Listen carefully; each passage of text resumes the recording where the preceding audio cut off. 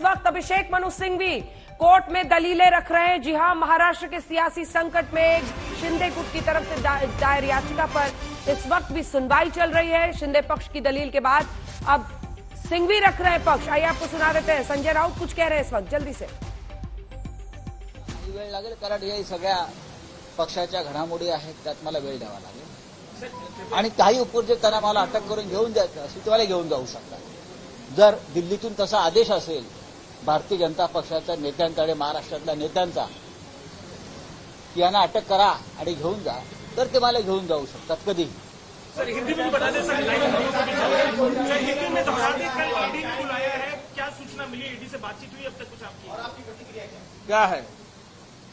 काही नाही है।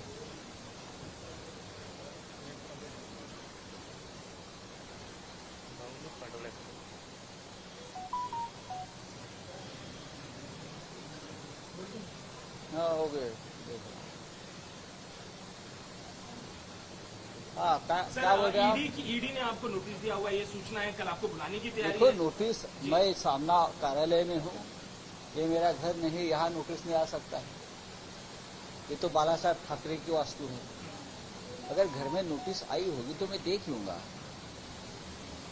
जिस तरह की राजनीतिक हलचल मुंबई में चल रही है, महाराष्ट्र में, देश में चल रही है, तो मुझे पूरा अंदेशा था कि मेरे बारे में मुझे रोकने के लिए, शिवसेना को रोकने के लिए कुछ लोग इकट्ठा आएंगे महाराष्ट्र के खिलाफ और मुझे और मेरे कोई साथी हुए उनको तकलीफ देंगे। लेकिन चाहे आप मुझे कितनी भी तकलीफ दीजिए, मुझे फांसी पर चढ़ाइए, मेरी गर्दन काट लीजिए, मैं गुवाहाटी में जाने वाला नहीं। क्या मैं गुवाहाटी जाने वाला नहीं हूं। मैं आपको बताता हूं, मैं बाला साहब ठाकरे जी की जो शिवसेना है उनके साथ खड़ा रहूंगा और उनकी साख बचाने के लिए आखिरी सांस तक मैं लड़ता रहूंगा, चाहे मुझे आप गोली मार दो या मुझे जेल डालो। देखिए मेरे पास कल मेरी अलीबाग में सभा है और भी सभाएं मैंने शेड्यूल की है पार्टी की तरफ से। उसके बाद मैं ईडी से टाइम ले लूंगा, लेकिन जरूर मैं ईडी के दफ्तर में जाऊंगा और जो कानूनी प्रक्रिया है उनके सामने जाऊंगा। मैं भागने वाला नहीं हूं। सर आपका बयान एक तरह से चर्चा में है, जिसमें लाश को लेकर, गुवाहाटी जाने को लेकर, मुंबई जाने को लेकर असं म्हणणं आहे। सर्वोच्च न्यायालयाची सुनावणी सुरू आहे, याचिकाकर्त्यांचं असं म्हणणं आहे की आम्ही मुंबईत, महाराष्ट्रात येऊ शकत नाही, कारण आमच्यावर हल्ले होत आहेत, आमच्या घरावर हल्ले होत आहेत, आम्हाला धमक्या दिल्या जातात।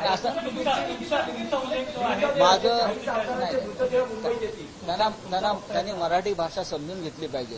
मी काय म्हणालो आहे, मी इतकंच म्हणालो की जे गुवाहाटीला आता आहे ते शरीरानं तिकडे आहे, त्यांचा आत्मा मेल आहे आणि असे शरीर जेव्हा इथे येतं तेव्हा ते निर्जीव आणि मृत असतं। याचा अर्थ समजून घ्या।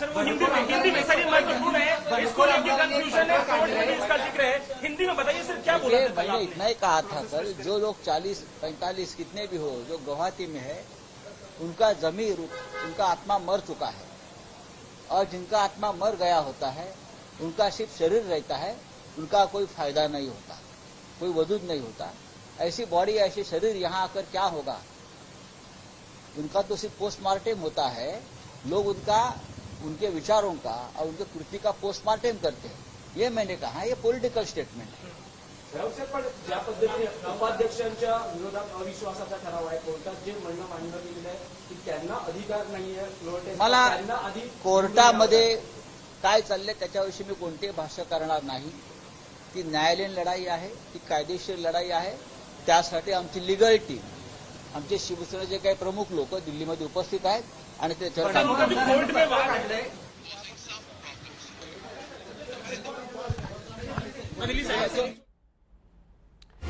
संजय राउत ये कहते हुए कि जो मेरे साथ हो रहा है उसका मुझे अंदेशा था ईडी के नोटिस पर। ये संजय राउत का बयान आया है।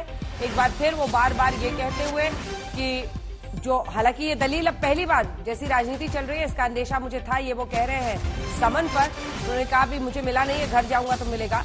लेकिन दूसरी तरफ मुझे शिवसेना को रोकने की कोशिश हो रही है, ये सियासी आरोप भी वो लगाते थे।